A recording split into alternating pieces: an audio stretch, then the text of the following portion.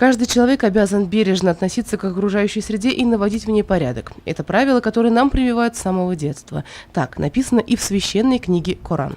Только чистый воздух и прибранный двор, благоустроенные улицы, высаженные деревья могут служить показателем отношения мусульманина к природе и экологии.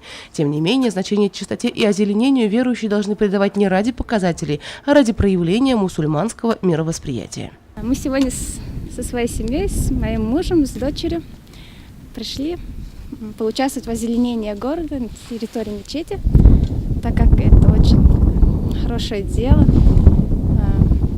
По хадисам, есть хадисы, которые говорят о том, что если какой-либо человек отдыхает в тени посаженного дерева, то даже после нашей смерти нам будет идти за это награда.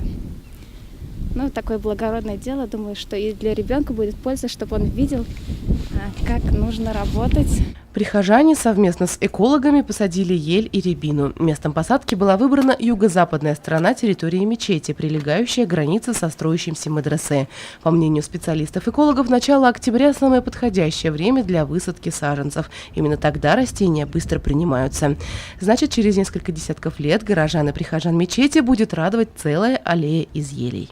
В этом году это наша уже вторая акция. Первая акция была весной. Тогда мы возле памятника Салавата Юлаева высадили больше 15 саженцев. Они все принялись. А сегодня же мы возле мечети, на территории мечети высадили 13 саженцев. Надеемся, что вот эти саженцы, они взрастут и будут радовать глаз прихожан. Елена Афанасьева, Айгуль Хамитова, Али Кадыров, Любовь Карпова, телекомпания СТВ.